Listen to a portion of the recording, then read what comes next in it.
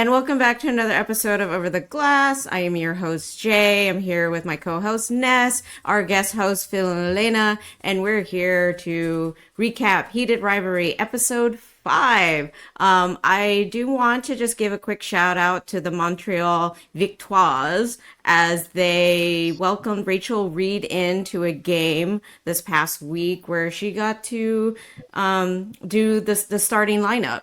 So I think that's really cool for her, especially because she's from the Montreal area. We know that the Montreal Canadiens are her favorite team. So with the Victoire being the PWHL women's, hockey team, I think it's really cool to incorporate that in like the whole experience. So good job.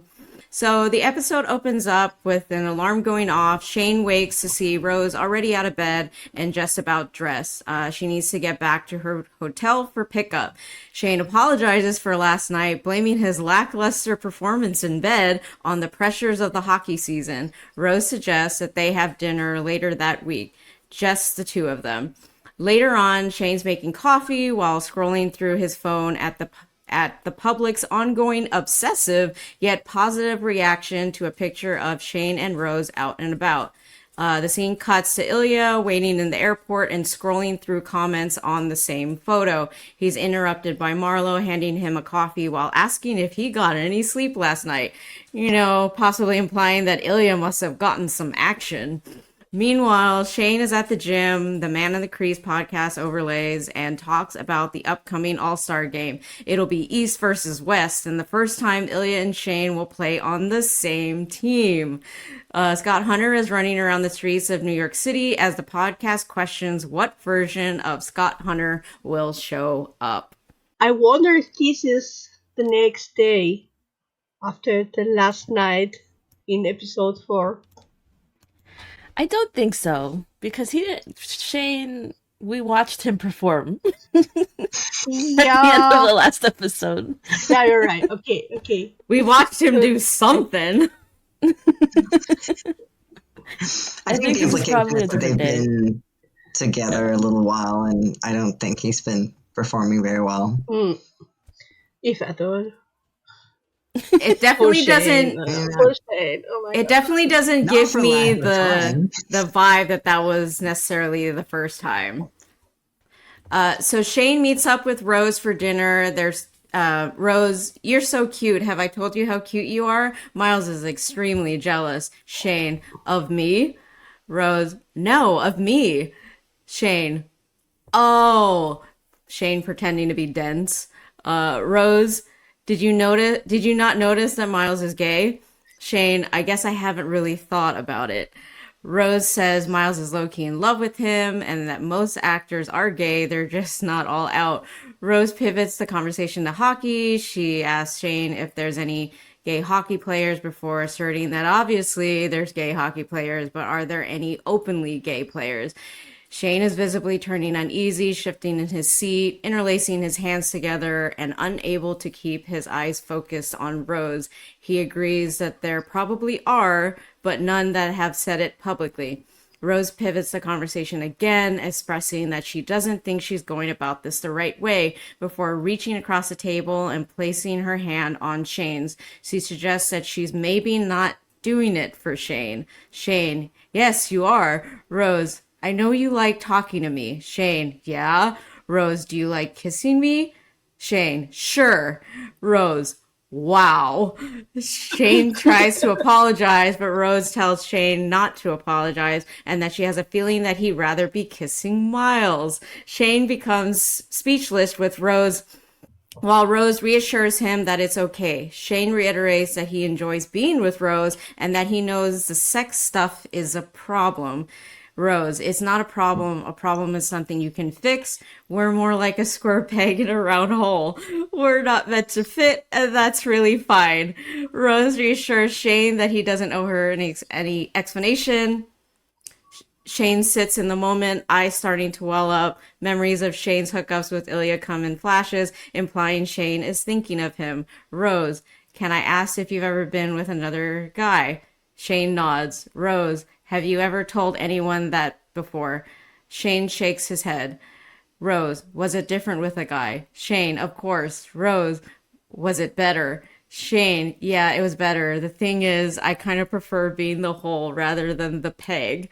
Rose, wow. That's the best thing any gay boyfriend of mine has ever told me. The tension loosens and relief sets in as Rose informs him that he isn't her first gay boyfriend and that in theater school, 80% of her boyfriends left her for other guys. The dinner date ends with them outside the restaurant, and Rose makes a strong point to stay connected and be best friends with Shane. I love Rose. This scene. Rose's wow was all of us with Shane going so yeah. I'd rather be the whole. Like wow. But also her reaction when she's like, the hole in the pig. Ew. Yeah. It's like, I went somewhere with this metaphor. But Rose everyone needs a Rose Landry in their life. Yeah, absolutely. I absolutely love this scene. It was so like heartfelt. I love the conversation that the two had. I started to get really emotional when she starts asking Shane very specific questions about who he's been with, and you can see him getting emotional, tearing up, and obviously he's scared to admit it still, but he's answering honestly. He trusts her, and she's the first person that he actually confesses any of this to, like even himself or Ilya, with the things that he's gone through with him. But I love this scene so much. Yeah, one of the things that I think is so good with the scene is the way that like Rose kind of holds the space. Like it's so clear, she's trying to fish, right? She's trying to get Shane to engage with what she's implying, which is that he's, they're clearly not a good match. She is sensing that he is probably gay and not attracted to her in that way. And obviously, Shane, slightly still in denial, but also definitely, he's seen all the media. He's responding to that. He's trying to be this, it's the image, right? He's trying to live up to the expectations. And so it's like, what? No, I don't know what you're talking about. But then as she kind of gives him this opportunity to speak more honestly, he obviously feels comfortable enough to do that. And I think, largely that stems from the fact that she, like I said, she gives him the space to be honest, and there's no judgment in that. And, if anything, she kind of suggests that actually it's not the first time and it's not something that, troubles her. Which I just think like you said, Ness, it's like everyone needs a Rose Landry, like that kind of coming out and that kind of, it could have gone very differently, is what I'm saying. And I think it's awesome. And I'm so glad for Shane that was kind of, the soft landing that he got with her at least. And he smiled at the end of the conversation. He smiles and you got this feeling. This is like, phew, finally. It's like, it's out. And you feel within is finally. You told someone. See, nothing happened.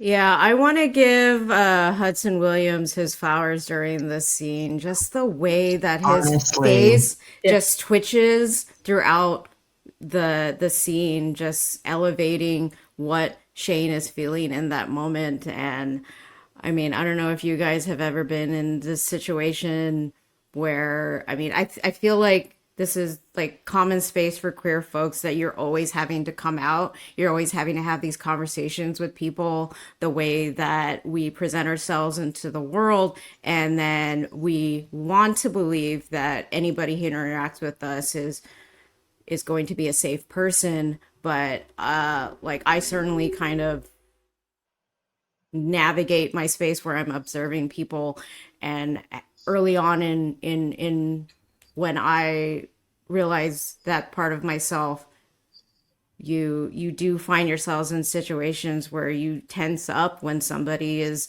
starting to either question something about you. You don't know how it's going to turn out. And the way that Shane is in this situation, Rose is looking directly at him, focus in, like, really engaged in the conversation. And as things start to get uncomfortable for Shane, you can tell in his body language that he is really concerned with how this is going to play out and how direct Rose is being. He hasn't been in this situation necessarily in terms of his sexuality to be asked these questions. I was wondering, in terms of adaptation, how many pages of internal monologue are condensed in Hudson's eyes and micro expressions? Because probably like 30 pages or something like that. He thinking to himself and panicking, oh my god, she blocked me and this and that, and no, I remember. But this everything, how this show is able to adaptate internal monologue to the screen is just amazing from beginning to end. Yeah, I just want to echo like how amazing I think Hudson's performance is in the scene, because like you really see the progression of him sort of coming to terms with the fact that she knows and she sees him, and also like how she is supporting him, and like how that makes him feel. And I think that what you said, Jay, about just that experience, like coming from like a queer perspective of having gone through that and like having sat in that exact situation where you're trying to come out to someone, or maybe you're not, but it is happening. You're realizing that this is the moment where either they know something's up, and just like how you navigate that. And I think that Hudson just portrays that beautifully. Like like Ness mentioned, like you can see it sort of welling up in his eyes. And it's such a subtle performance, but like there's so much going on, and like the shifts of his emotions as he is going from like the denial to like the fear of the repercussions to then like the relief of like, oh, I can actually come out and talk about this. And it's all happening in Hudson's face. And like you said, Elena, it's like this is pages of like Shane's inner experience as he is like grappling with this, and Hudson delivers all of that in like one short scene, but you go through all of it with him. And yeah, wow, what a performance. Amazing. So it's nighttime in Boston. Ilya and Svetlana are half dressed in Ilya's bed, commentating on a hockey game playing on TV. Ilya asks why Svetlana cares about Colorado so much, and Svetlana inquires as to when Ilya started smoking again. Svetlana criticizes the Colorado team for putting good Russian players on the second power play unit so mediocre Canadian players can waste a minute and a half on the man advantage. Svetlana brings up the All-Star game and Shane. Ilya downplays any interest. Svetlana, I would love to see you on a line with him. Ilya, not sure he can play wing. Svetlana, but you can. Ilya, you would have him center me? Me? Ilya playfully reacts by propelling himself onto Svetlana. He then settles and rests his head on Svetlana's lap as she wonders out loud how many outfits Rose Landry will bring. So, my first of 3 points. One, the Colorado bit has a double bit of meaning to me. One, I think it's commentating on Ilya and Shane's relationship, how Ilya is on the second unit versus Shane, who would naturally be on the first power play unit, and he's hooking up with a Canadian actress and just wasting time on the power play. And then number two, I was wondering how this lines up with the actual Colorado team, the Colorado Avalanche, because there was a season, because three out of 4 of us play fantasy here, where I was frustrated with the Colorado lineup because I had Nichushkin and they kept putting this guy on the second power play unit, and I'm like, what is wrong with you? Put him back on the first power play unit. So I don't know if that has any sort of connection, but that was the first thing that was going through my head because they talked about Russian, and Chushkin's Russian. And then lastly, I I was watching this whole episode like I was watching a hockey game, and I remember this scene.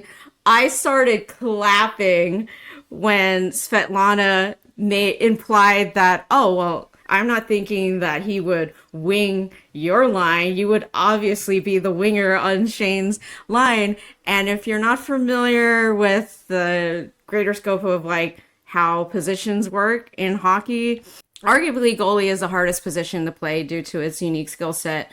And oftentimes goalie starts out as a skater before transitioning to the goalie position more extensively in their development. Center is the quarterback of the lineup, dictates the gameplay, usually is the one that has the better vision on the ice and the higher IQ level. For hockey, strong offensive defensive game, takes the face-offs, is interchangeable to wing, whereas wingers are usually need more time to adapt to play to the center role. And then in most times in pro level settings, this is rarely done. Your central point in the game is the center of the ice, which is the most vulnerable aspect of the ice. So you just have to be very aware of your game because you are the one who is anchoring your two wingers. So I was just, like I said, I was just clapping when Svetlana said that because that is such a jab at Ilya with their whole rivalry of like who's better. And she's saying, well, if you guys end up being on the line together, you're definitely the one who's on wing. No, I was thinking how Svetlana is, again, such a power from, German coming from my mouth. Such a power woman, Svetlana, too. We have such amazing women supporting these players who are so childish and naive. So the All-Star Tampa in 2017, Ilya's dressed in a Hawaiian shirt and drinking a Corona at the bar. Shane shows up in a fashionable suit, sits next to him and orders a Corona. So, what, are they out of ginger ale, Captain? Shane, I'm feeling a bit wild, so this should be fun, huh? I've always wondered what it would be like to play on the same team. Shane mentions it's nice that they had it in Florida this year. They both ask if the other has brought anyone, and both reply no. They take a moment to check each other out before JJ gets in between them, yelling cats and dogs, clearly already drunk and pumped to represent the East team together.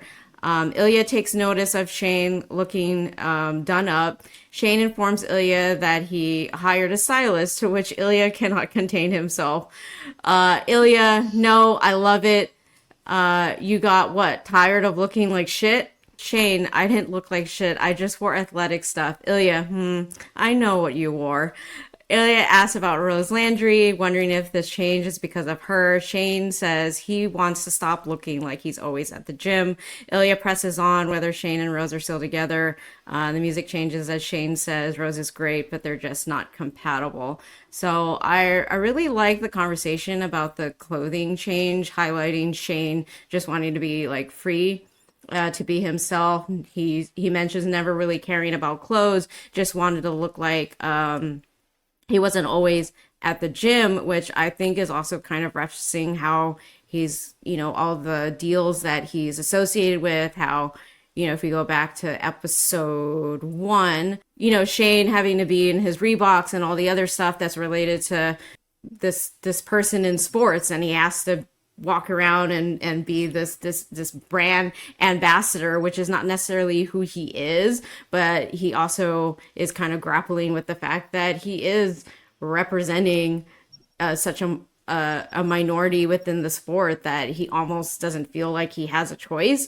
And I think this is starting to show us that Shane is trying to navigate, well, which parts of me do I want to start highlighting, and how do I balance that out with the current situation that I'm in? And then I think it's also just a general commentary about how Europeans tend to be more stylish, like the Americans, Canadians, like we see with all of the hockey players that come into their games.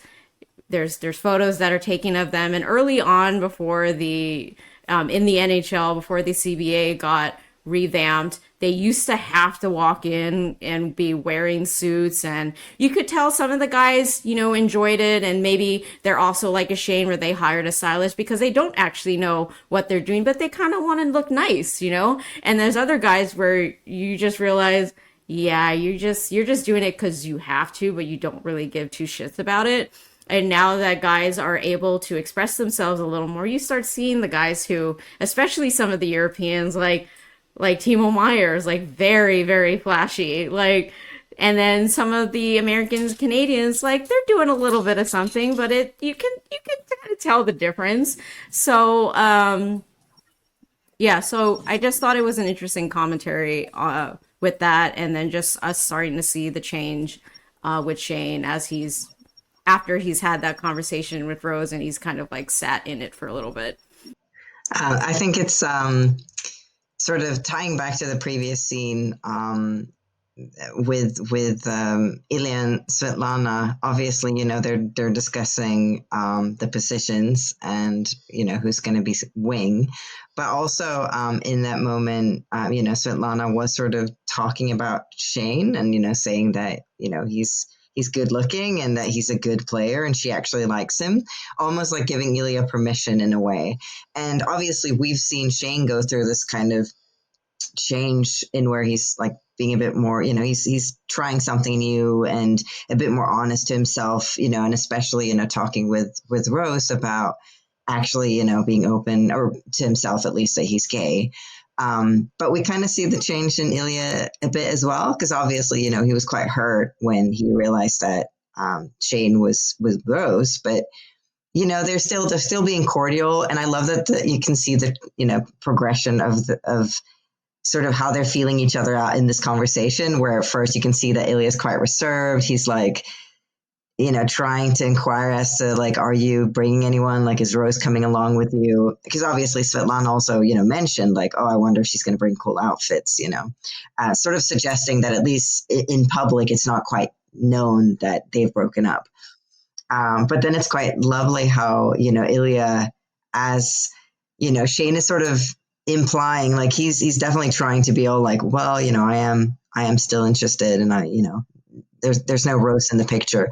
How Ilya then like switches tact, and he's like a bit more, he sort of plays along, and they get back to that kind of easy banter again, and the teasing, which we all love to see. And I think it's really lovely how you can kind of, where we left them in the previous episode and where we leave them at the end of this scene is, you're kind of like, oh, phew, like they're finally back to a place where they're, once again, even if they're not communicating yet, like fully openly, you can see that they're both like extending that, olive branch. I was just gonna say, I don't know if you guys saw that. I can't remember if it was Hudson or Rachel Reid that confirmed that Shane is autistic.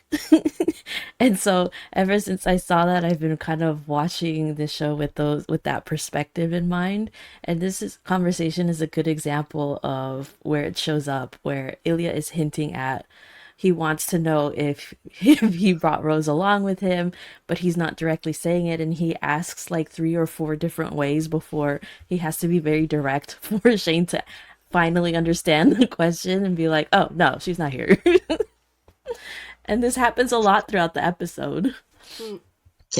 Yeah, it's actually, it is, and I think because from what I understand, like that's what Rachel Reid has said. She writes him as autistic, and there have been a few instances, but I do love that you're highlighting this scene in particular, because it is like that example of like subtlety is not going to get you the answer you need. And it also kind of illustrates, in previous episodes, like for example, just the, when they were on the couch together and Ilya was, hedging, trying to get the answer that he wanted. And it's just, no, like you have to be very clear about what you're asking, because otherwise you might not get the answer that you're hoping for. No, I just wanted to say that the light in this scene is beautiful. This natural light, and how their eyes just shine so beautifully is amazing. Yeah, because we get a lot of scenes where there's like artificial lighting, Yeah, because they hide. and like they flood it. Well, yeah, well, true. Actually, that's a really lovely. Yeah, if you look at the cinematography of the scene, it's like they're actually out in broad daylight. Yeah, showing their true colors. So Shane is poolside at the hotel, wearing sunglasses and sunbathing on a half-reclined chair. Ilya is in the pool and preparing a group of kids for a swimming game where he'll play a shark. He tells the kids that if he loses, he'll buy them all candy bars. He yells to Shane to keep watch so that cheaters don't cheat. Interlacing scenes cut to Shane and Ilya on the ice at All-Star. They're playing on the same line. Shane playing center and Ilya is right wing. Shane entering the zone. They both crisscross as Shane drop passes to Ilya high in the slot before heading down to the net. Shane calls for the pass, stick tapping on the ice, and Ilya passes it down to him to score the goal. They come together to celebrate as Ilya kisses the side of Shane's helmet. Ilya gets out of the pool, shakes water off on Shane, and asks him to give the kids money because he doesn't have his wallet. Later that evening, Shane is sitting next to the shore, watching the sunset. Ilya approaches. Ilya, found you. Shane, so you were looking for me. Ilya, of course not. Oh, I looked up the word compatible. I thought I knew what it meant, but I wanted to be sure. Shane reiterates that he and Rose aren't compatible. Ilya reaches out subtly across the sand for Shane's thumb. Shane reciprocates and asks for Ilya's room number. Yeah, this is a scene right out of the book. This is one of my favorite scenes. You really get to see like Ilya just kind of being his playful self, engaging with the kids in the pool. When he gets out of the pool and like shakes off on Shane, I was like, he's such a fucking dog. Just and then we end with the scene where Shane is just kind of taking in this new experience for himself. Like he's just out and about, just doing whatever he wants to do. And Ilya finds him and Shane's like, oh, I guess you were looking for me. It's like, I've just been enjoying life, man. No worries over here. And and then this particular scene ends with Shane being the one to ask for Ilya's room number, and I'm over here clapping like, oh my god, Shane, yes. And they look so happy playing together. They are all smiles and happiness, and it's beautiful to see. And the chemistry on the ice. What a metaphor. Okay, but who was defending there? Did you not see that Shane went down to the net? Excuse me. And I have to say, don't spoil our joy. No, but I have to say, it's silly to me, like, because we watch hockey, that pro guys don't care about the All-Star. No, but they have never played together. In this context, I understand that they're excited, but then also because the dude is like half-ass defending, I'm like, that's valid. Yeah. You don't care. Would you say that that your interpretation of that is just that they're excited because they get to play together, but ultimately it doesn't hold weight? Or no, I'm saying this. Like, I think in that moment, it's great to show that they have the chemistry on the ice. They're both on the same line. And then also the way that Ilya doesn't try to overshine Shane by he gets the pass in one of the prime spots, like right down in the slot. Like, he could have just taken the shot. But he sees Shane down there. He's tapping on the ice, like, give me the puck. I want to score. And Ilya is like, sure, here's the puck. But I'm also seen it from strictly hockey, where the fact that the NHL, like, it's the most dreaded part of the season for guys to get called to play it to go to All-Star. Like a while back, like even like Alex Ovechkin just literally just was like, I'm not showing up, because he was so tired of having this week where everyone else gets to go and have spring break. And no, he's got to go to All-Stars and he's got to play this game that he doesn't. It's great for the fan experience, which I think that they try to balance, but also from a hockey guy's perspective of this game means nothing. Every time that they have these games where it's like, oh, East versus West, the guys are skating at half their integrity. They're trying not to get injured. And it's not as fun as the league tries to hype it up to be. So that's just kind of also the way I'm watching this going, like, they wouldn't actually be playing this hard, but they are because they're on the same line. But then also the pass down low to the goal for Shane, like, what's this defender doing? Like, where is your stick? So I'm just having fun with it. He's with playing like, a part. So I'm just having fun with everyone else. Everyone else is just like, this is an all-star game. You got Shane and Ilya like, yay, we get to do this together. They are way too excited for an entirely different reason. Everyone is just like, yeah, cool. But it is fun though. And then like when... Well, because I was going to say, like, when Shane scores, then Ilya goes and he kisses him on the cheek or whatever. On the helmet. On the helmet. And visor. Close enough. Yeah, I mean, it is fun. It is fun that you have the scene with Svetlana where she calls out, you know, that they're doing the All-Star, and, you know, and obviously it's like the audience is wrong, you know, because of who they picked. You know, it's clearly implying that, you know, it's all right. It's based on who the fans want to see playing. So yeah, that's interesting. And that's an interesting bit of trivia that obviously someone who doesn't play hockey or follow hockey would know. But I do think that it's communicated in the scene. And I do think that, especially in that shot when they're going down, and Ilya does that pass, like, it reads so clearly that, like, he had an opening shot. He could have gone for it, but he's playing nice there. And also, like, giving, you know, he's laying it up for Shane to take that hit, you know, get the goal.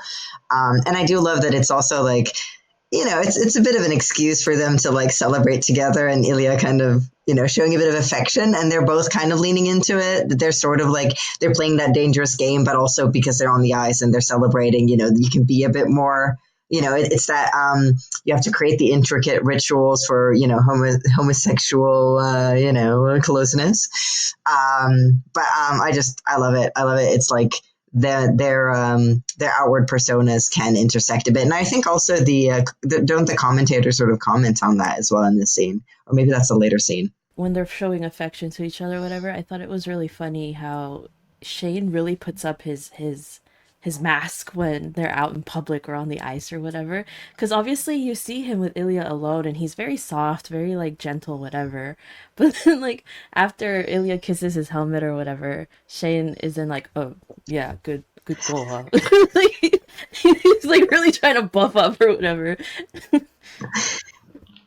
Ilya is sitting in his hotel room and rejects a call from his brother. Shane arrives and takes a seat on the edge of the bed. Ilya senses that Shane wants to talk seriously and takes a seat leaning against the table across from Shane. Shane asks if it's only him who felt it was different the last time they were together.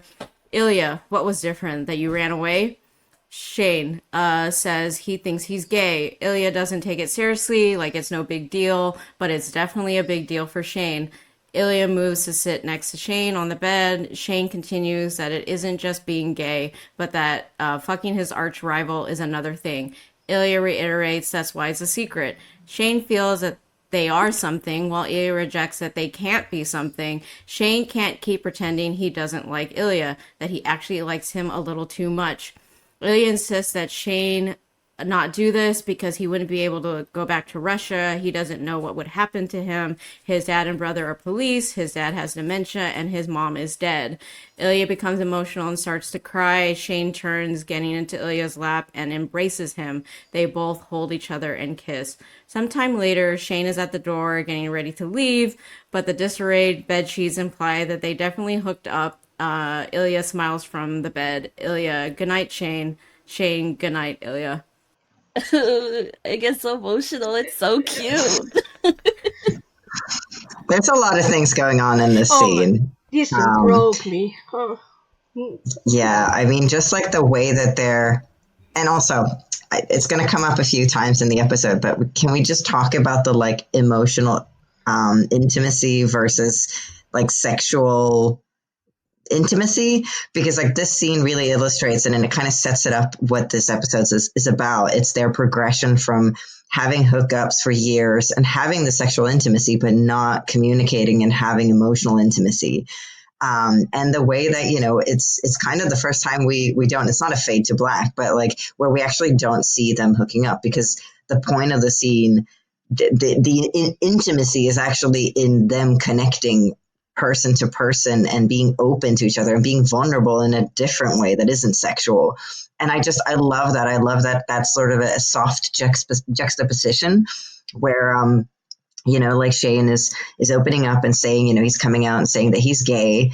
And, I think it's interesting as well, because it's this thing where like Ilya's known this about himself. Like for him, that's not a surprise. He's like, yep, like I know that I'm bi, whereas Shane has been grappling with that. And so clearly they're sort of in different stages of their own, sexual journeys. And so just kind of them getting to the same place, like understanding each other and seeing each other in that, and Shane really needing Ilya to acknowledge it, but then also Shane, and I'm so proud. I'm having like Jay's feeling of like, yay, you go, boy, like when he actually pushes back and he's like, we're not just gonna play this down. This is a huge deal, and what happened to us when I was at your place, I think it runs deeper. Like I felt something and I think you did too. And like, can we please acknowledge it?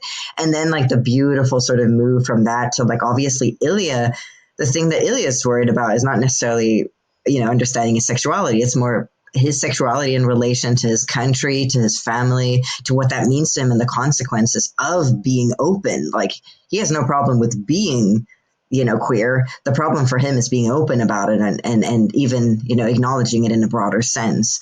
And so I love it because it's like they're both finally meeting and supporting each other in the way that they need to. And love it. And you really got the feeling that it's the first time Ilya talks about it with anyone. Because with Svetlana, he's always playful. He's not so, or we don't see him being too deep. And with Shane, it's the first time Shane didn't even knew that Ilya's mom is dead. It's the first time he really opens and he's just like open the gates and it all comes out. And it's just, he's such a fascinating character, Ilya. Everything he hides in this hard boy. And there's something in the books that's missing here, or I don't know if it will come later, but he's constantly afraid of being deported. He thinks if he comes out, it could be that he loses his contract with the team, nobody wants to hire him, and then he won't have a job and he could be deported.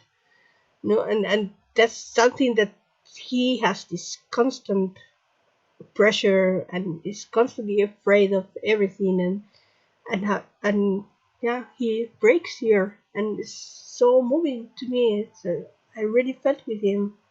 Yeah, I really love what everybody has highlighted in this scene. Because when my first watch through, when Shane tells him, I think I'm gay, and the way that Ilya reacts, like I said out loud, don't be such a fucking asshole.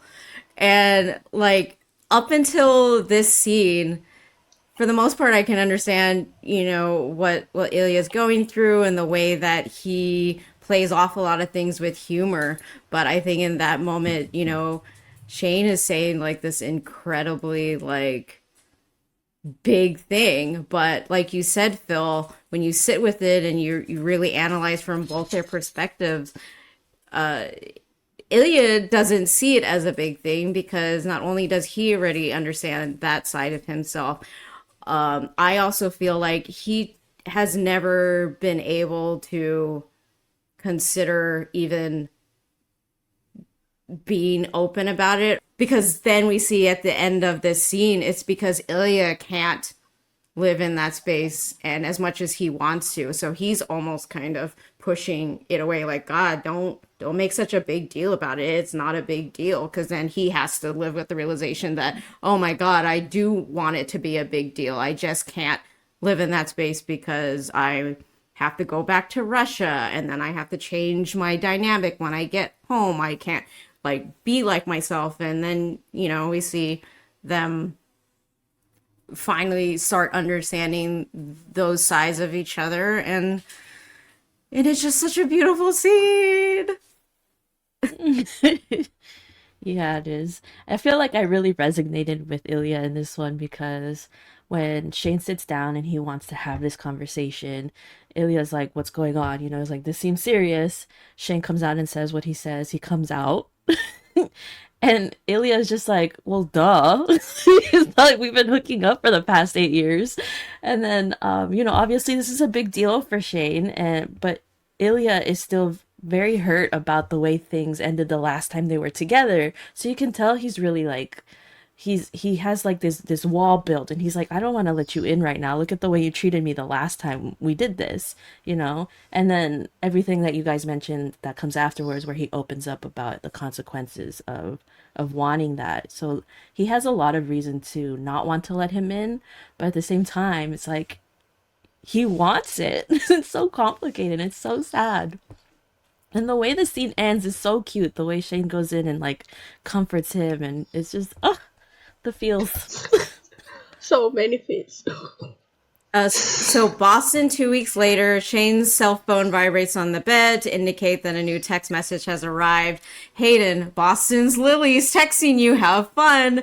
Shane, it's not. Hayden, I don't care.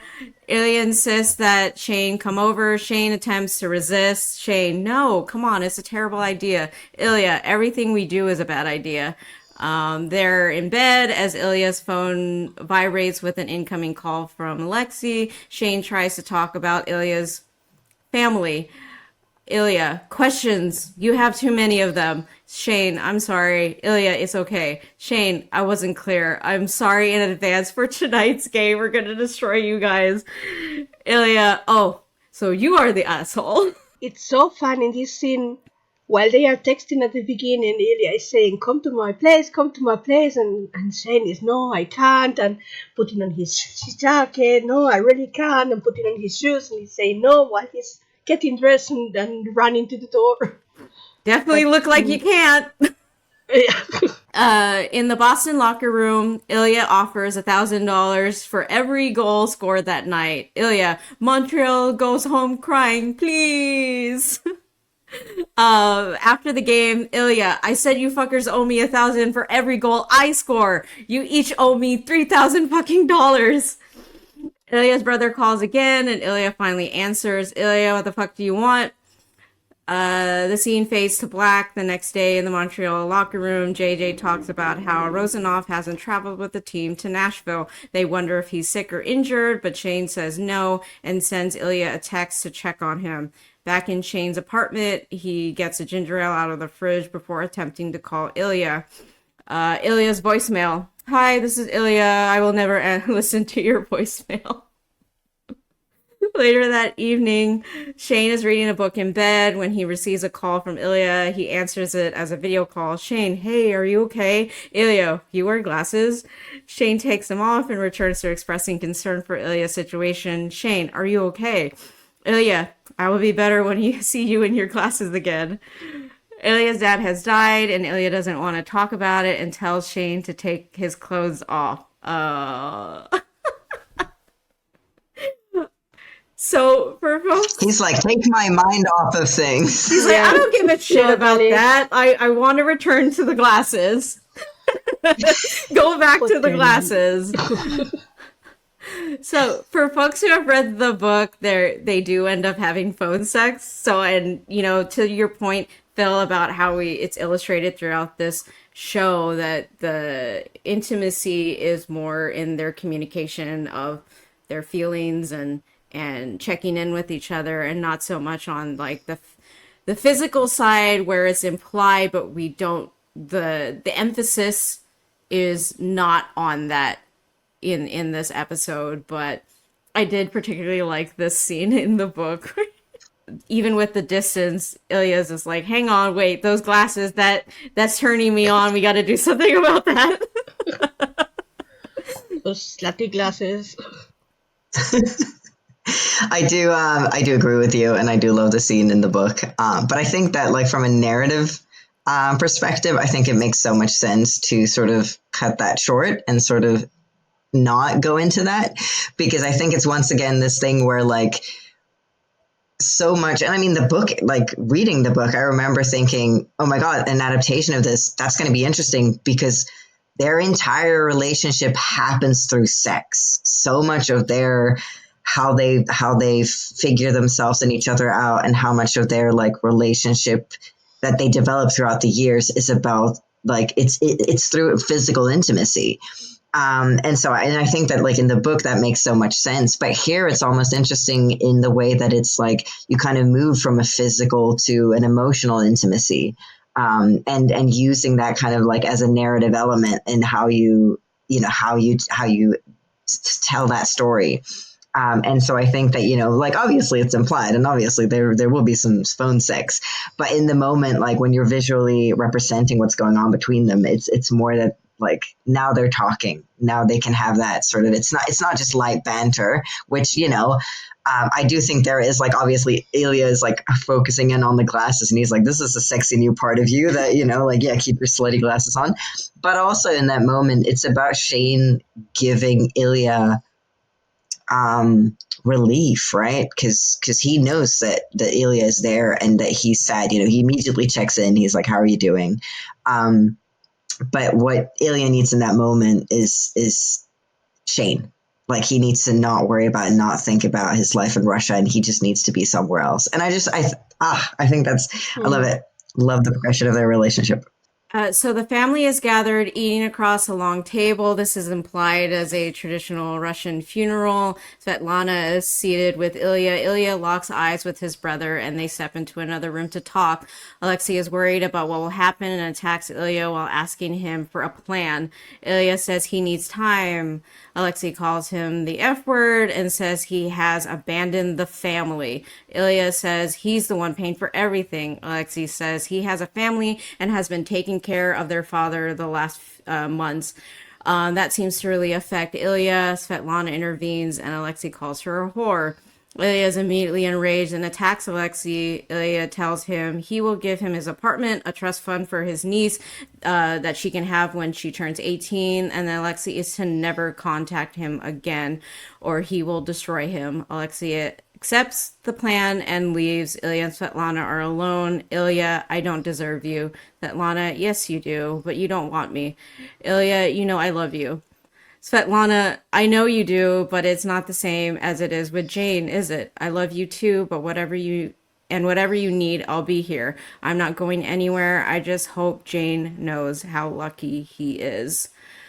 Ooh, this scene, if you've ever had issues within family, especially when cultural related stuff is concerned, oof, it is messy. And every time I've watched this scene, I really am also trying to see it from Alexei's perspective. We don't really get a whole lot from, well, one, why is there this dynamic, tension between the two?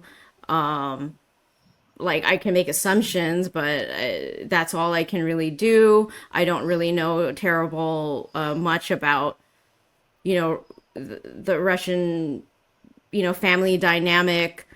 And so there's a lot of things that I'm questioning here as well. And then in general, it is always a very awful time when especially like a dad, even if you don't have the best relationship with that parent, like it is going to take a toll because you are trying to, we see that Ilya, he doesn't have the best relationship with his dad, but he's also trying to be that son, whether that is for coming from his own personal, desire or the expectation from him being Russian and culturally expected of him. And then Alexei, like I find it interesting that he is the older brother, but then what we see from Alexei, he's got this family, but then he's also, doing drugs. And I don't know if that's his way of coping. But he's putting all this expectation on Ilya, like, well, you need to support me. I have this family. I have this wife. Meanwhile, you can tell that Alexei probably does know that his brother is getting with men and his own opinion about that. So there's just so much dynamic going on here that, like while I can't directly relate to it, like there is stuff in my own life where just like culturally it's very relatable. But then it's also very just sad in general. But I love that Ilya does step up, and Svetlana is just, his rock that he's been able to lean on for so many years. And it is heartbreaking that they both do love each other, but at the end of the day, they realize that what for whatever reason, like as perfect as they've been for each other, they're they're not gonna go beyond their hookups and this close friendship that they have. But at that last bit where she says, "I just hope Jane knows how lucky he is," it's also letting Ilya know that, hey, if you want to go do that, I'm here to support you. This is like the equivalent of the conversation Shane was having with Rose, right? But with Ilya and Svetlana. And it's really nice to see that parallel because Ilya also needs that best friend that he can talk to about whatever it is that he's going through.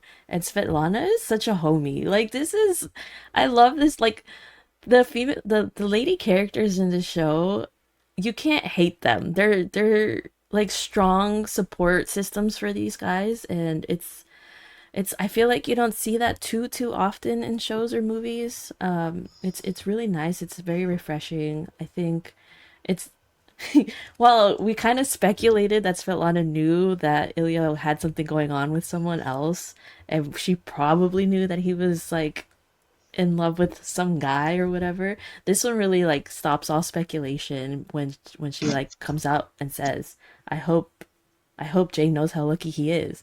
She knows. And okay, so this is the thing I'm confused about though. Like she knows it's a guy, but does she know that it's Shane? Because she's been hinting at it in other conversations, right? Svetlana is a very smart lady. She's astute.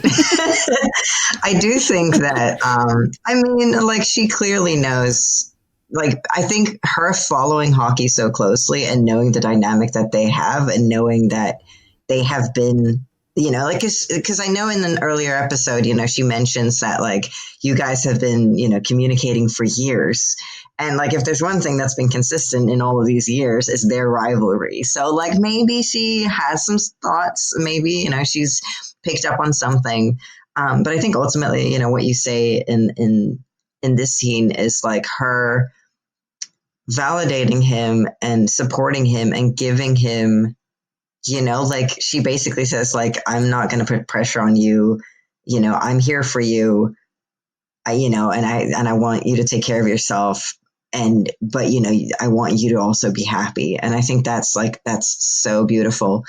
But I also want to mention, Jay, to your point, because I think you made some really good observations around sort of the family dynamics, because I think it's so complicated, and I think it's so easy to write off their relationship, as really toxic, and obviously, Ilya, having this really contentious relationship with his dad, with him, calling him lazy and all of these things and berating him, as well as with Alexei, who's constantly calling about money and constantly, pressuring him in other ways. And I think it's easy to just go like, I mean, he should just cut those people out. Like, they're no good. But then you go, well, they are his family. And, I think everyone has complicated relationships with their family. And I think that there are some things, like, you can clearly tell that there is some resentment and some frustration. And I'm wondering, like, this is me speculating, but you kind of get the sense that Alexei, being the older brother, but didn't really exceed in any way. Like, he's followed in his dad's footsteps, right? And then, you have the prodigy son who goes off and becomes a hockey player and gets hugely successful. And, what shadow that must cast on Alexei in terms of feeling like he's not enough for his dad. And so, and I think Ilya also mentions later on that, I understand why he hates me.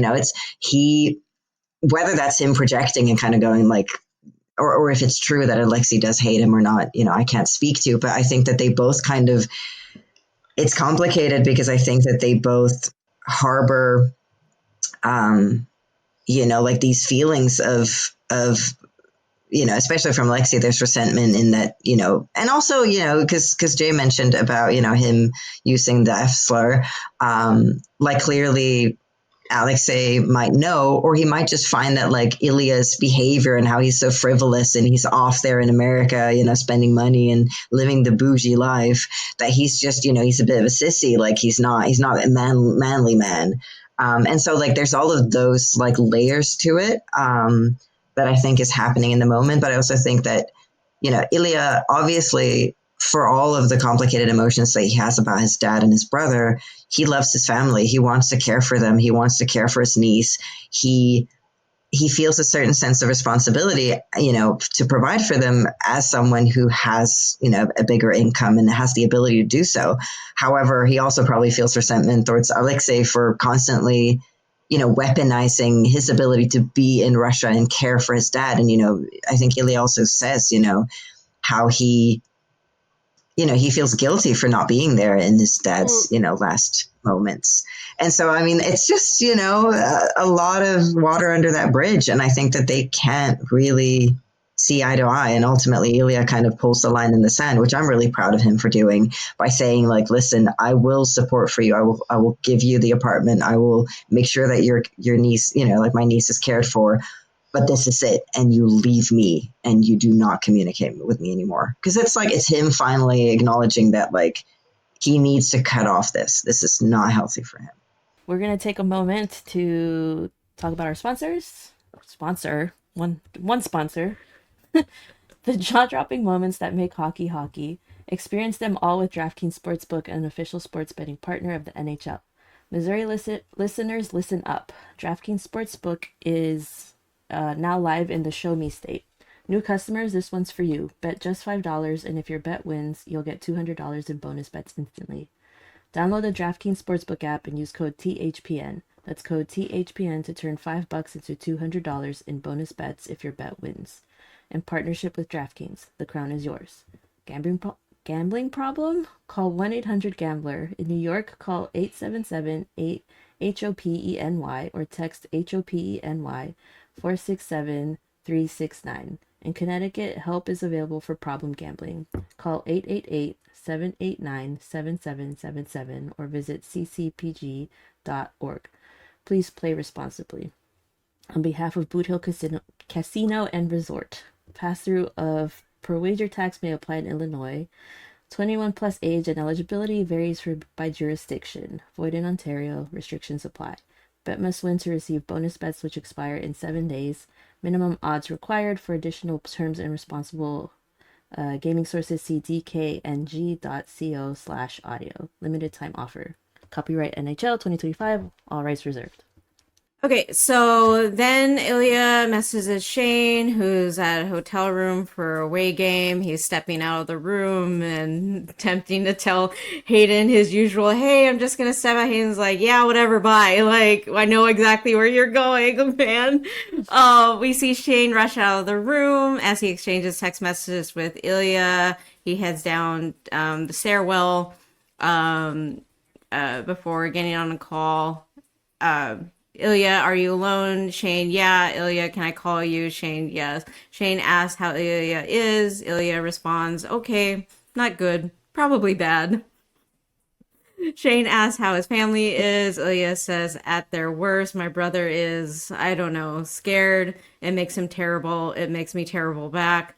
Shane asks if it's very upsetting. Ilya says he's maybe upset, but about the wrong thing.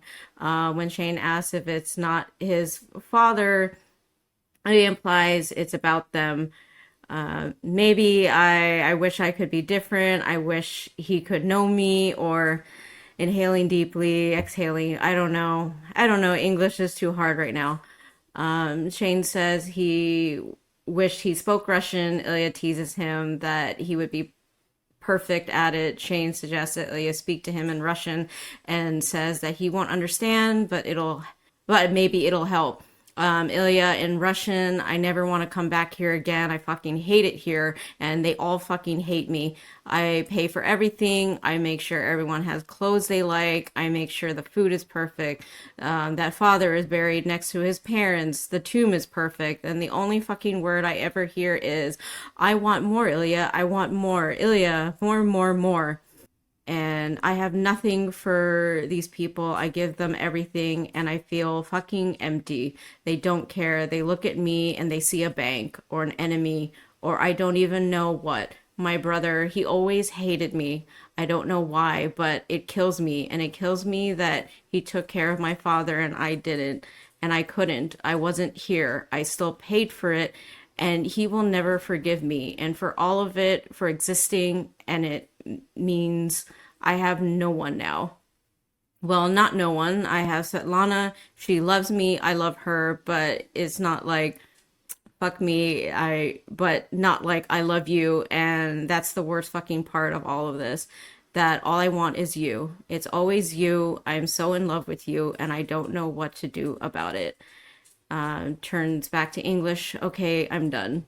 Shane asks if he feels better. Ilya thanks him, and when Shane suggests that Ilya could teach him Russian, Ilya says, "Yeah, okay. Only useful phrases. I don't know, like harder, please. Yes, sir." Shane, fuck you, as he smiles. Ilya, no, more like fuck me, please. Shane, how about I wish you were here right now? Ilya, in Russian, I wish I was too. Oh, this whole scene. Like, I actually want to hear, from folks that speak other languages as their native tongue, looking at, Fil and Elena, because honestly, I don't have that perspective. Every now and then I feel like when I growing up and even now, when my mom gets incredibly frustrated, she immediately switches over to Tagalog and from my perspective early on I felt like, "Oh, you're switching to that cuz you don't want me to know what you're saying," even though I know what you're saying because I have Filipino friends who tell me. But I also feel like, at a certain point, it just gets so difficult to express yourself in a different language and you don't have time for it. You just want to say what you feel because it's all wrapped up and you just want to get it out. Ilya's trying to express himself and even in the words that he uses in English, it's like already feeling so gutting for me because like I can understand his frustration with the family dynamic, the cultural expectation, and just how he's like, I'm trying to do so much and it's just never enough for these people. And he's trying to express it, but Shane doesn't speak Russian, so he's trying to tell him in the language that he can understand. But at a certain point, he's like, I don't even know. I can't find the words right now. I'm just so exhausted. And Shane suggests, hey, well, tell me in Russian. I just want you to get your frustration out however you can. And I may not understand it, but he knows that Ilya just needs to scream from the rooftops at somebody, and he's there to listen to him. And then once he's all said and done, they get back to being playful with each other. And yeah, just the whole scene. Love it. There's nothing more frustrating than not being able to express what you really want to say in another language. It's infuriating.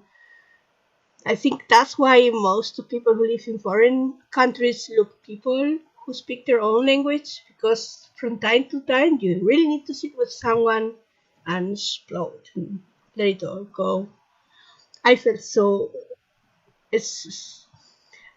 Connor is amazing because to learn that and to be able to make that monologue in Russian and expressing those feelings is stunning. It's just stunning. I don't even know if he understands everything he's saying, but I it's just amazing. I buy it. Yeah. So, and I love someone pointed out on internet. I don't know, Twitter or wherever.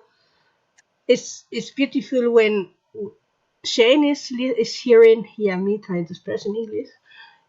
Shane is listening to Ilya on the phone, and the moment he closes his eyes and tries to concentrate on what Ilya is saying, the voice exchange is you can hear it as if he was on his phone, but as if he was sitting with him. And I found that beautiful, no? Do you understand what I mean? I'm glad that you mentioned that, because I was gonna mention that as well. There's a moment sort of because we cut back and forth, and I was like paying really close attention to it. They do the classic voiceover, you're hearing it through the static of the phone, but then there's a moment where Shane, he's just like locking into Ilya's voice as Ilya's, and this is kind of around the time where he's now he's like talking very closely about his feelings about Shane, and obviously Shane doesn't necessarily understand what he's saying, but he's there. And so in that moment, it's like they transcend the oceans that are apart, keeping them apart, and Ilya is there with him as he listens along. And I think like the moment is so intimate for both of them. It's like you ask Jay, how does that feel as someone when you have a different native language?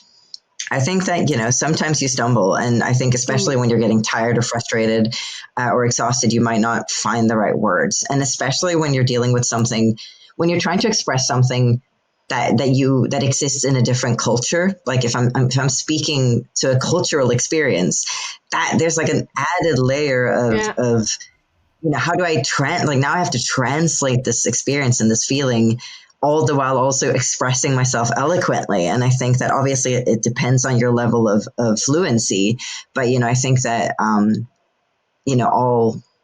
not all, but I think a lot of non-native speakers experience those moments where you're just so exhausted that you're like, I can't find the words, and actually this is making me feel even worse. And so I love that Shane, and maybe that's in some ways implied that he, as a French speaker as well, understands a bit of that language barrier. But also I just think it's like it shows his empathy and compassion for Ilya in that moment, that he knows that he needs to get those emotions out. And ultimately it doesn't matter if Shane understands, because that's not the most important thing in that moment. The most important thing is that he can support Ilya by giving him an outlet.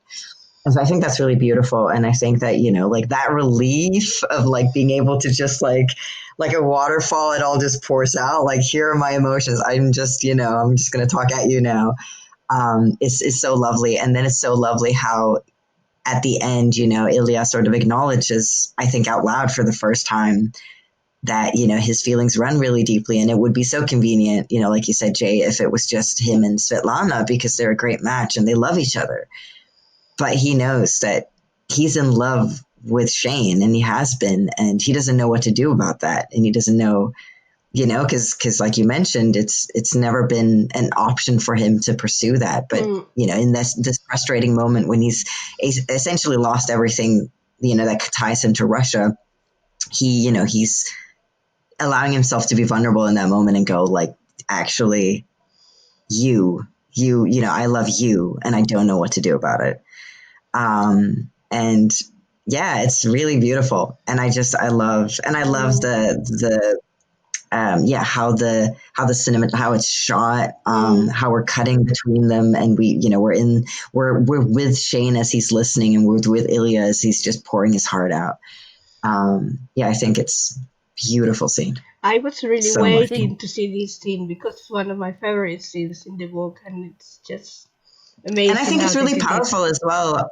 Yeah, like Jay mentioned, that like somehow it's, because when I was reading it, I was like, it's all written in English, so there is the filter, but like in the scene, but in this scene, we're actually getting Ilya speaking in Russian, and I think, to me, that heightened it. It made it even more impactful, because I'm like, now it's not just a description of he is speaking in Russian. He is actually speaking in Russian. And so we get that full breadth of emotion. From every choices that could have been made for this show, one thing that makes me so happy, is that they decided to keep the party in Russian. To bring Russian people and do these things in Russian, and not someone just making a fake accent. It's so Russian is so beautiful. I absolutely agree with you, because you see a lot of shows where they opt to do sort of a Russian accent and now they're speaking in Russian. But I think it was such a good call for them to go with Russian. Yeah, I think it's such a good point that you guys bring up about, when you read the book, it is in English, but they say, okay, Ilya's going to say this in Russian, but then you're reading it in English. So all you can do is read it how you would expect Ilya to be delivering this. But from the TV perspective, the way that they keep the native language intact, and then just going back to, my experience with my mom and, my extended family who their native tongue is, Tagalog or Cantonese or whatever. And the way that, because I don't speak any of those languages fluently, you tell that they express themselves in very different ways in both languages. And when they go back to their native language, the way that you and I think Connor's story, we talked about this like so many times, just the way he's able to deliver, Russian is not his native tongue, and he, did a lot of prepping for this role, the way that he developed his accent, the way that he worked on expressing the Russian parts of the script. And we were chatting offline about, I sent you guys this funny stand-up of this comedian that talked about how when your native tongue is different than English, but then you are speaking in English and you have to learn where is the emphasis, where do I put the passion into this word the same way that I do in my native tongue, and then the struggle with that, because then people perceive it differently, where they're like, what are you even saying?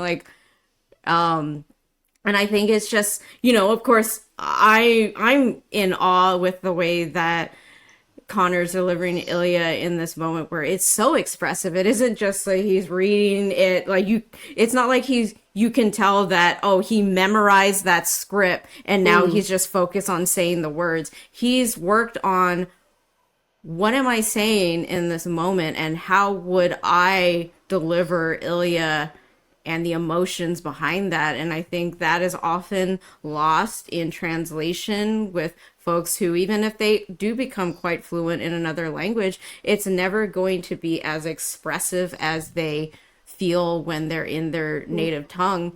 And it's funny because sometimes I'll think back to my mom, and one memory that I have that I was saying about is a friend of mine.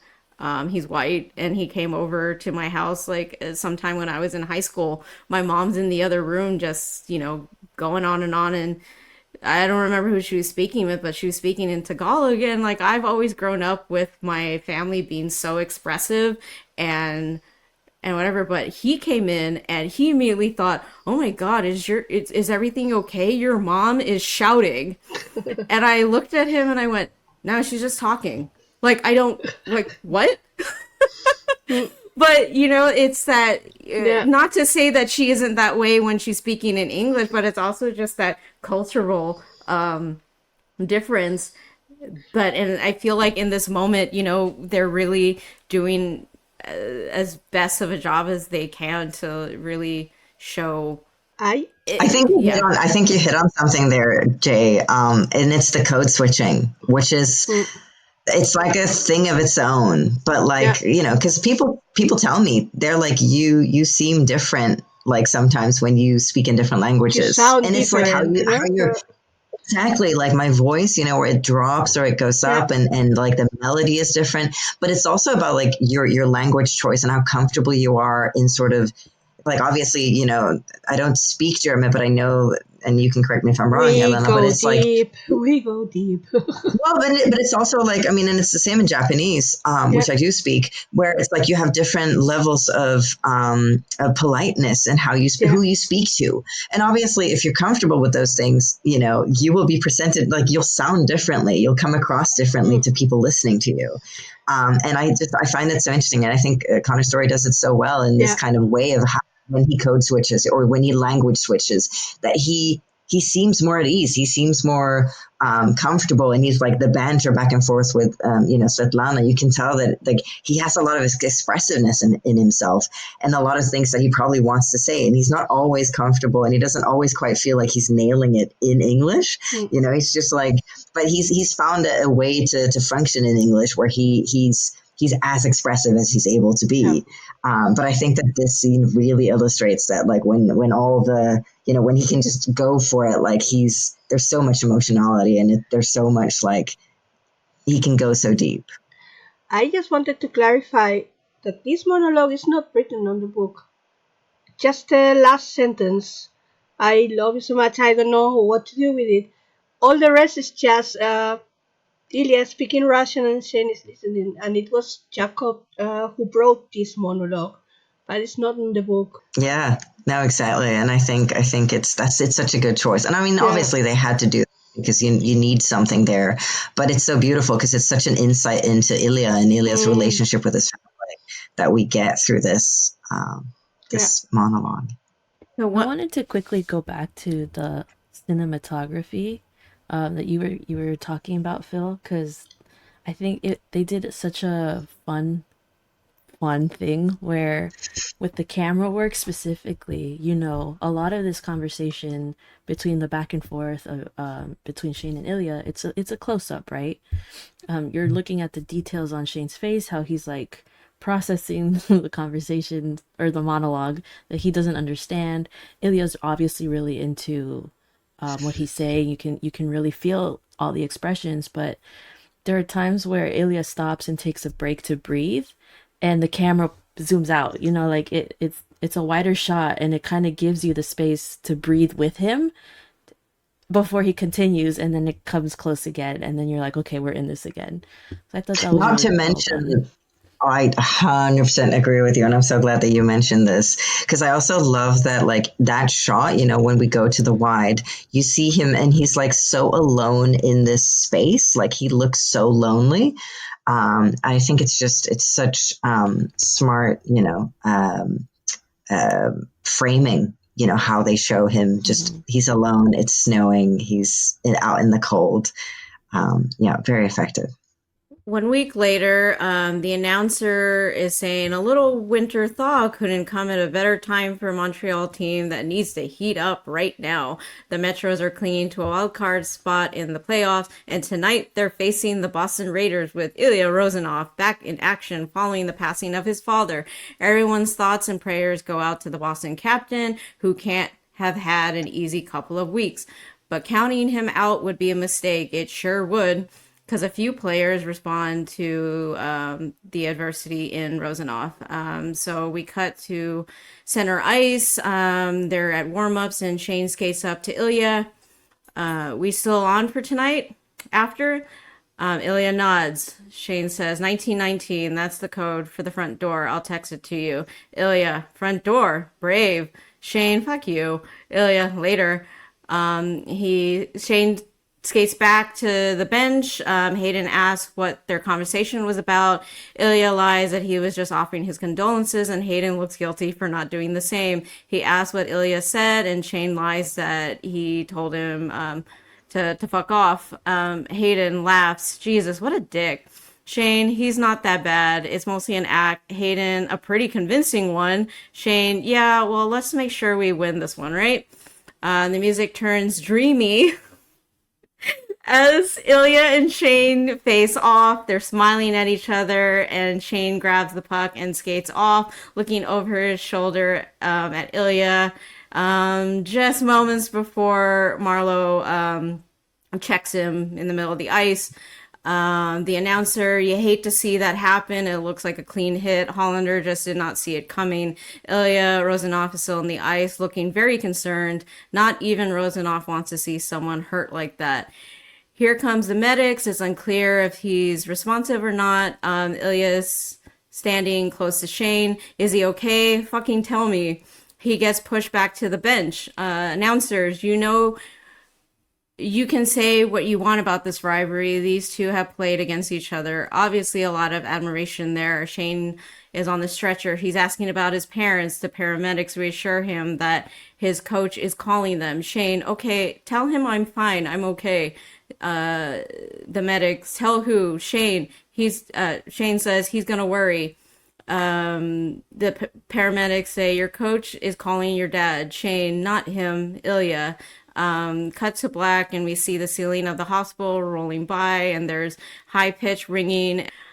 First off, when they come to the face-off, Ilya is such a fucking cheater. He is stretching his stick out way past the mark, and they haven't even dropped the puck yet. And from someone who took a lot of face-offs, you're not allowed to do that. I know they do it in the NHL, and that's usually when the linesman or the referee who's dropping the puck, they'll make them exit the dot and come back, because he's like, okay, stop doing that. You put your stick out on the ice, because they're always trying to cheat, because the way that the puck drop works, you're trying. Okay. I'm going to sound like Scott Hunter here for a moment. There is a science behind the face-off. You're looking with your peripheral vision at the referee holding the puck, and you're also looking down on the ice, and you're trying to time it to beat your opponent. And so that is like the first thing that came to mind when we were seeing that overhead shot. I was like, Ilya, get your stuff back on the ice, you fucking cheater. You're not winning this face-off. And then Shane wins the face-off. It gets dropped back, I believe. And then Shane fucking passes it between Ilya's legs. And he's going Ilya's looking at him. Yeah, he's entering the zone. He's looking back. And I remember right in these moments where I was completely captivated by everything happening, and then my brain went, hey, remember this part in the book? And I went, no, eyes on the puck. I immediately was like, no. And then you see Marleau crashes into him, body checks Shane in the middle of the ice. And I remember when this scene happened in the book, this was very gutting. We see it all the time in the NHL. Of course, Shane, later on, he talks about it being, hey, it happens. Obviously, he should have been looking up, but he was all dreamy-eyed at Ilya, which you definitely don't want to be doing on the ice. You want to be focused on what's happening. So Marleau crashes into him, and, Shane has to get stretchered off the ice. Always an awful thing to see. In any hockey game. Of course, Ilya is freaking out because, usually people tend to, after a hit, we're a little concerned, but if they're able to get up on their own weight and skate off, we're like, oh, thank God. But the moment they bring out the stretcher, it is serious business, that something is not right. So, yeah. I just want to talk about the flirtiest face-off in hockey history, how they smile at each other and make eyes, and it's like, hey, you're playing. Wait, we actually get hockey? What is this? Yeah. No, right. As soon as Shane starts taking off, I'm like, what are you doing? Look forward. You're gonna get hit. Like, someone's gonna smash into you. And that's exactly what happened. Stop looking at your hot boyfriend. Like, you're playing a hockey game. It's so dangerous out there, dude. What are you doing? And then he gets crashed into, and, it's like, it was a clean hit. What are you gonna do? I started laughing, too, when the announcer starts talking about Ilya's reactions, watching him like, oh, you hate to see that. Like, there's a lot of admiration there. And I was like, no, they're actually in love. The different type of admiration going on. I'll never watch a hockey game the same again. If someone gets hurt on the ice, if there's someone hanging around, it's like, oh no, that's his boyfriend. Who was that? I love that there's so many like layers to the scene in terms of how they're interacting with each other. Like obviously there's the banter in the beginning, and then Shane skates, and Shane is being a bit more open and a bit more daring in his flirtiness with Ilya. Even in public, obviously still curating his persona.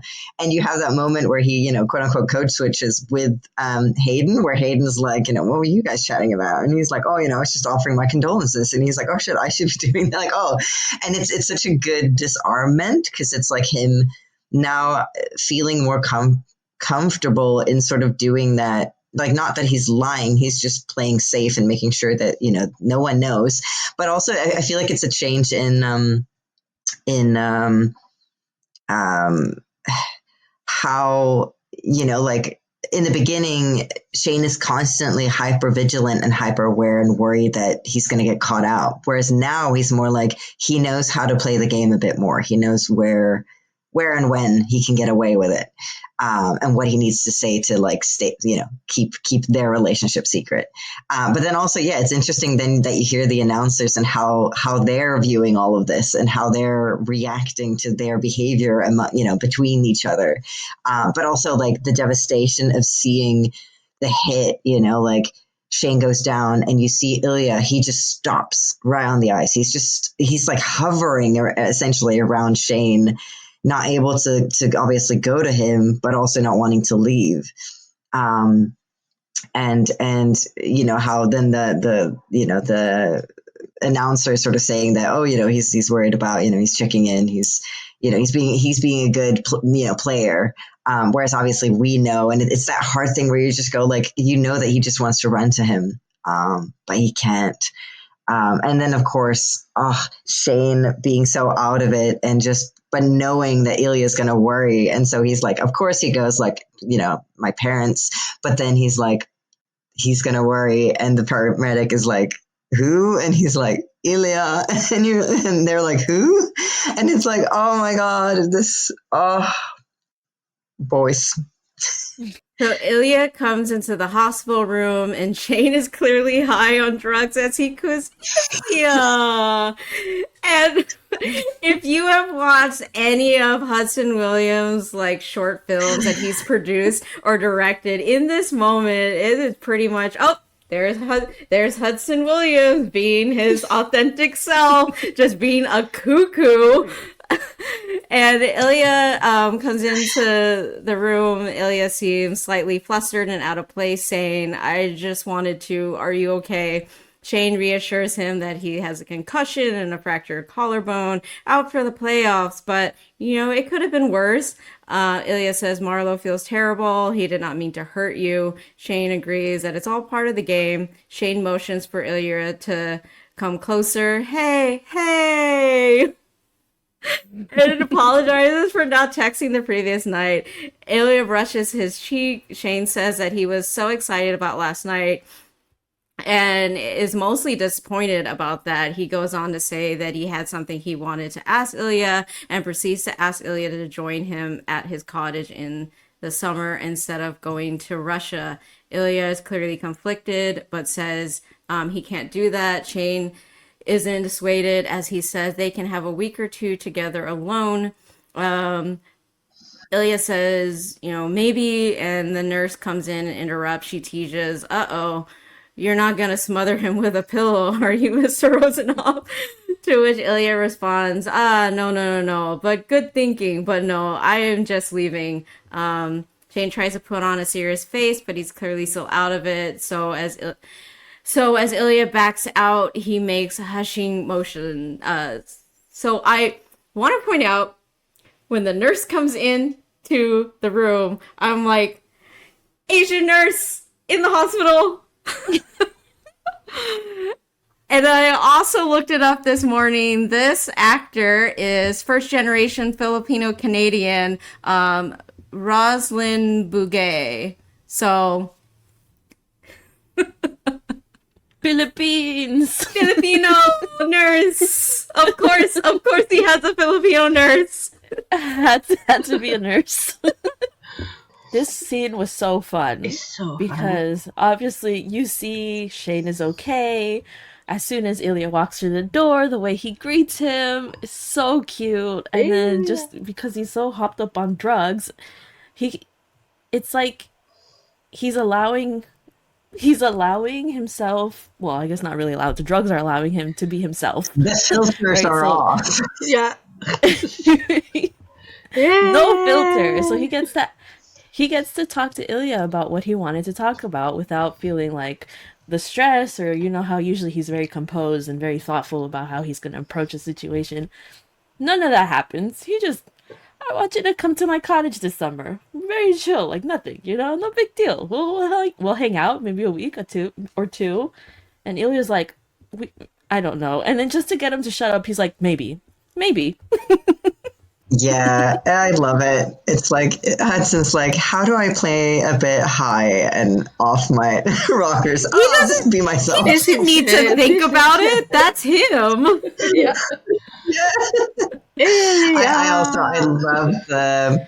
I love in the scene how they're like navigating like the like there's the gentle caress, like you have that moment where like it's just the two of them, because Ilya is obviously, he's hyper aware, he's careful, but there's this moment where when Shane beckons him over and he comes over and he just like brushes his cheek and it's like so soft, and I was just like, oh my god, I'm melting. It's so sweet. And then of course the nurse comes in and interrupts this tender moment, and Ilya's just like shudders down like, okay, and he kind of does the whole thing of like, oh, Hollander, good luck kind of thing. And you can see that Shane is desperately trying, because he goes like, yeah, see you in the next season, but then as Ilya's leaving, he's just like, thank you. But, he just kind of goes all gooey again. And then, I love the moment as like Ilya's okay, backing bye-bye. out. He's like, shush, like, don't behave this way. Be quiet. Did you notice the heart rate? Someone said the heart rate when Ilya gets in the room, heart rate is over 100, and when Ilya leaves, it's at 90 or something like that. Shane's heart rate, he how do you say that in English? He quiets. He's comfortable. His heart rate comes down. Yeah, because Ilya is there, and it's like his anxiety goes down, and he can relax. No, I didn't notice that. That's cute. I read it somewhere, and I went back to watch that scene again, and then I saw it. Okay, yeah. Yeah, I just love how Hudson plays this moment, and when he's inviting Ilya to the cottage, he sounds like he is a teenager. We can have fun. It'll be for a couple of weeks. We can be together. So in May 2017, Shane is outside his parents' place talking on the phone with Rose Landry. He says, it's still in a sling, but I can lose a thing in a few days, I think. Rose teases Shane about jerking off, and Shane asks how reshoots are going. Rose says she missed being kidnapped. I regret shape-shifting. We see that her arms are being painted and a red wig sits behind her as if in an X-Men-like show. Shane says that his parents are asking about Rose, suggesting that Shane should make the excuse that he's been her beard. She says, tell them I'm gay and you got sick of being my beard.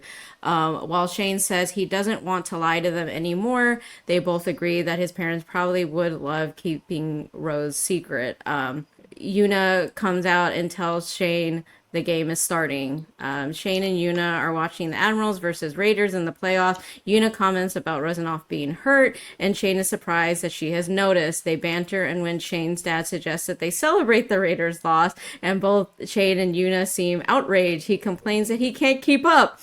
He says, what? We don't hate him anymore? I can't keep up. Yuna explains that Ilya went to see Shane in the hospital, and she says, well, now I hate him less, and good for Scott Hunter. Yuna goes on to predict the Admirals' win. In bed, Shane is texting with Ilya. Shane, how are your ribs? Ilya, killing me. How's your head? Shane, better. Ilya, good. Shane, are you bummed? Ilya, about the cup? Shane, yeah. Ilya, what do you think? Shane, my mom thinks the admirals are going to win. Ilya, no way. Scott Hunter is 10,000 years old. Shane, he's not that old.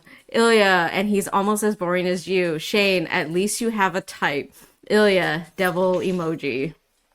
It was so fun, that moment when Rose complains about the role, and then you see that she's been painted blue or green or whatever that is. No, the superhero. I love that, and I thought it was interesting. So I don't know, maybe I'm the only one that thought of, no, probably not.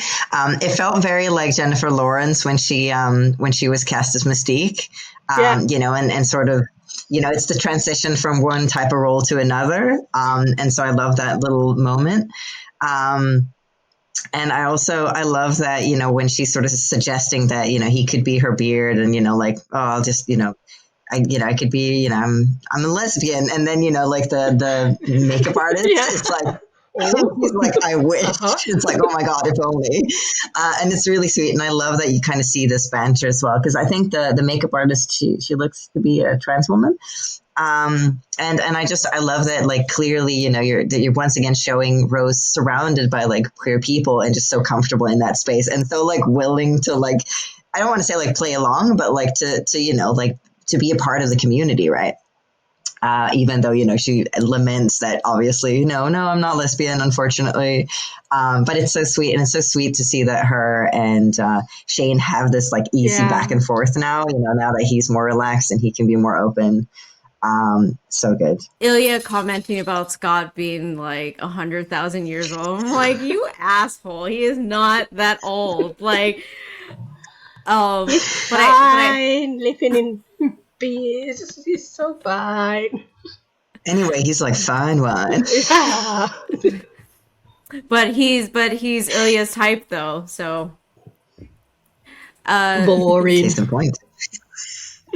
So, I do love Yuna, who's just like a freaking psychic about hockey. Just another female badass character, you know. Love to see it. So 1 week later, we see both Shane and Ilya watching the Admirals game on TV, announcer, and in less than 1 minute, ladies and gentlemen, the New York Admirals will have done what they set out to do, finally bringing the cup back to New York. After over a decade in the wilderness, Scott Hunter and his teammates taking... Yuna says, I told you. Who are you texting? Shane says, Hayden. But he's actually texting Ilya. Shane, my mom was right. Ilya, I'm so irritated. Shane, come on. He's a nice guy. Ilya, he's hot. So Shane sends an angry face. We see Scott Hunter standing by the cup.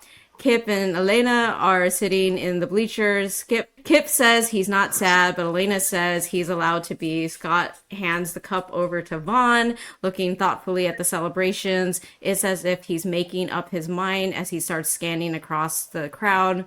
At Ilya's place, Svetlana reminds him to take something along for his niece, so he's clearly packing up to head back to Russia.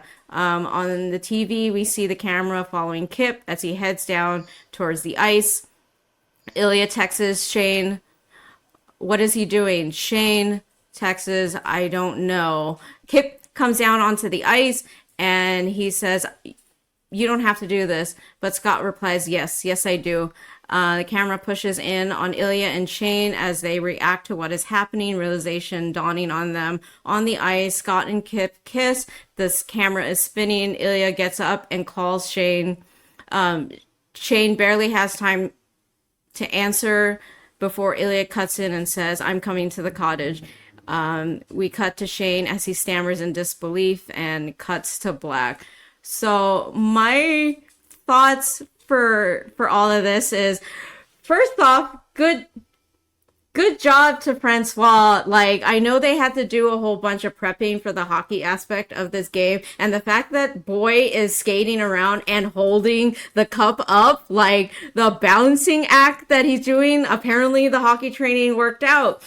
And then also, I think as we were watching the countdown to, the Admirals eventually winning everything, how many Marlowes is in this league? Because they were saying, oh, Marlow's got it behind the net. And I'm like, no, Marlow's on the Boston Raiders. Like, who else is this fucking other Marlowe on the Admirals? And then... Can he be transferred mid-season?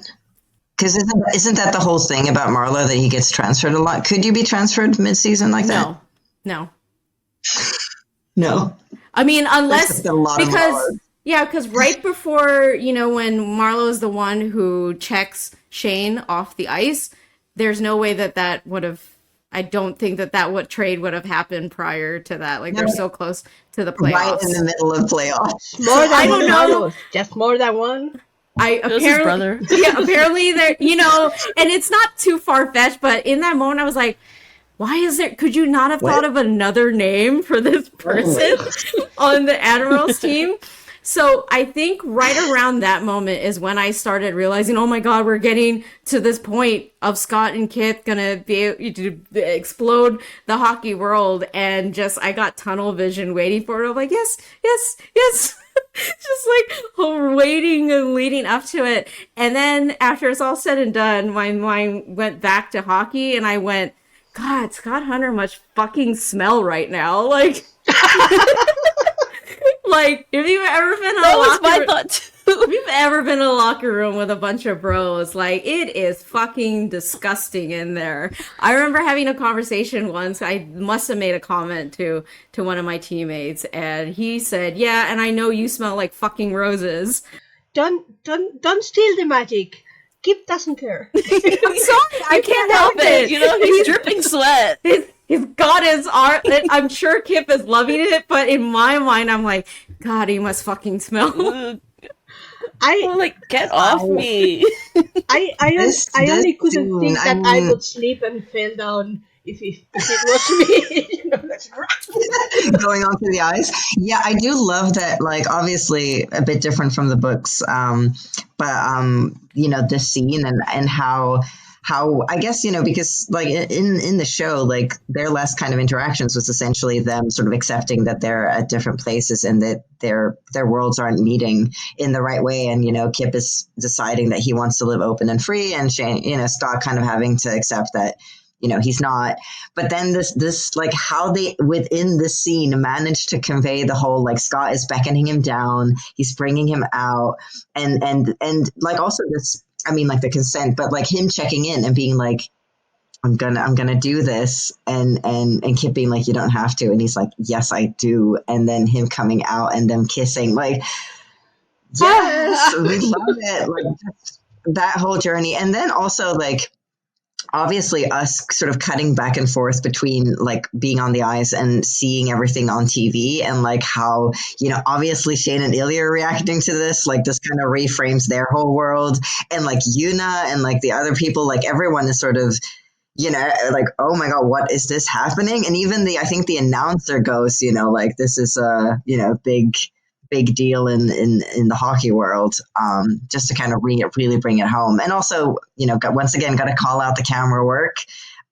It's just like that moment where we're cutting back and forth between, Shane and Ilya, and you're kind of just like, like, they're in their heads as well as like this kind of camera spinning around, like, Scott and Kip. They're just like, they are just with each other in that moment. And I love it. So effective. And finally, I think the transition felt pretty flawless. Yeah. Like, so Shane and Ilya are texting each other back and forth, right? They're watching the game. You hear the announcers mentioning Scott Hunter, he's going to win the cup, this and that. And then they'll finally switch to actually Scott Hunter's point of view. He's picking up the cup, and now it's like back to him. And then, obviously it's supposed to be like the greatest day of his life. He just won the cup after like the adversity he faced, and then the families come onto the ice to celebrate with the players, and he has nobody. He's looking around and he's like missing out. And so that's when he starts looking into the crowd. He sees Kip, Elena, I think Kip's dad was there also, and he's like, that's when he makes up his mind. This is I want this to be a perfect night for me. Fuck it. And so he invites him onto the ice. And I swear, Right. And that's that's another thing. The episode with Kip and Scott, when Elena is dancing with Scott telling him you deserve or Kip deserves sunshine and so do you, and then you hear the song playing and the singers are singing about sunshine. So good. And I'm sitting there and I'm like, "Oh my god." The music. Yeah. Right.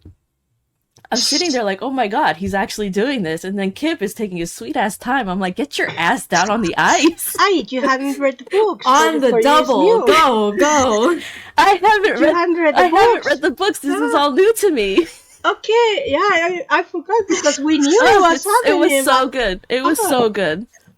Okay. No, I didn't. It was good, Soga, knowing. I'm like shaking my girlfriend, like, oh my god, this is happening. And then they kiss. And I got so emotional, you guys. I was like, this is our Stanley Cup. Right. I'm like, I need this to happen in real life. Like, I am waiting for the moment because this is what a feeling. I turned into a teenage girl when they kiss. I was squeaking. I was celebrating. It was everything. And then, not to go back to the hockey thing, but when Kip was coming down and he was getting and Scott was helping him on, the whole time I was thinking, like, can he do that? Can he just Is this allowed? My brain was just like, Jay, leave it alone. And I'm like, no, but can he actually come down like that? Like, the families are out there. But I mean, even the announcers, they're just like, oh, that's the one lucky fan, it's Scott looking out for the fans. It's like, oh boy. No. It's so it is basically the example of how things are talked about in the real world hockey. Like, oh, look at that lucky fan. Like, it's so, you're all so oblivious to what's going on. Like when they talk, when the temperature gets hot in terms of rival teams or like a very close game, and they talk about like, oh, it's getting emotional out there. Like, well, like, hockey's got its own kayfabe, right? Like, you got to do a little bit of that. And they are doing this narration like, oh, lucky fan. But Ilya and Shane, they see what's happening. They know what's coming. They're just so good, so well acted. Yeah, and it is interesting because you kind of see the moment where they're both like in disbelief, looking like going. At first, they're confused. They're like, "What is he doing?" And they're like, "Don't know." And then as the guy comes on the ice, it's like dawns on them. It's like, "Oh shit, this changes everything." Here is Scott being a trailblazer. Thank you. Game changer. And then of course Ilya's like, "Fuck it, caution out the wind. I'm coming to the cottage." Love it. Yeah. I wonder what Ilya's thinking in this moment. He's giving so much shit to Scott Hunter, and Scott Hunter is like, hold my beer. Like, you don't think much of me? Well, I'm going to make out with my boyfriend on the ice. How about that? Let's see you do that. Challenge accepted. I love it. Scott is not even aware of what's transpiring with all the shade being thrown his way, but he is still owning the scene. It's like, nah. Next week is going to be the season finale. Oh my god, how did we end up so obsessed with this show, and now it's coming to a close? What will we do with ourselves? I am very much looking forward to the cottage scene and everything that comes along with that. And I have been seeing that they've been talking about there's some changes that they made from the book, which kind of has me on edge. Like, but am I gonna like it? We're getting season 2, so. So far, our changes were no good. spoilers, please. Nope. So I'm really excited. I'm experiencing everything with fresh eyes. So that's so no nice. With that said, Ness, like the certain parts of the show, I already talked about there's so many book references, so a lot of it was me going, oh, and this is the part where they're gonna do this and do that, and me anticipating it versus you're coming in with you have no idea what's gonna go on. So what was your, I guess what was one or two of your favorite parts of the episode? I think the conversation between Shane and Rose towards the beginning of the episode, like I had mentioned, the heartfelt, like it felt very natural, and I could kind of relate to Shane in that moment because, like in very emotional, very intense situations, I kind of shut down too, and I don't want to speak when I answer, so I'm just shaking my head or nodding, and I'm just like, right? So it felt very authentic to me. And then the ending scene, because I was like, what just happened? That's crazy. That would never happen in real life, but I love it. Did you? I started fangirling. Did you feel in any way like what? Did you have any idea of how the episode would end, or in that moment, did you anticipate that was going to happen? No. So the whole time, like I had seen talks on like socials about how the episode was going to be broken up with Scott and Kip having some time too, and I thought they were going to do like half and half because it was an hour episode, and so like I'm waiting for it and it never came, and I kind of got lost in the episode, and then when they finally do the transition, I'm like, oh, here it comes, and then it was so short, and so I'm like, what's going to happen, and then it's just like, what's happening? It was so good. Yeah. Yeah. All right, guys, I'm going to have to jet. Yep. So I'm going to close out the episode here. But yeah, we are, oh my gosh, how is this season going to be ending next week? But hey, there's so much excitement to be had. And whether you've read the books already or you're already just on board for whatever the TV show is going to show you, like, I think it's going to be amazing. So a good time. Yeah. So thank you again for joining us for this week's episode. Go ahead and leave us some comments, rate us on wherever you're listening to us, follow us on YouTube, all that good stuff. We're always so thankful for the engagement. As always, I am your host, Jay, with my round table of co-host Ness and our guest host, and we will be back next week to recap the season finale of Heated Rivalry. Thanks so much for joining us. Goodbye.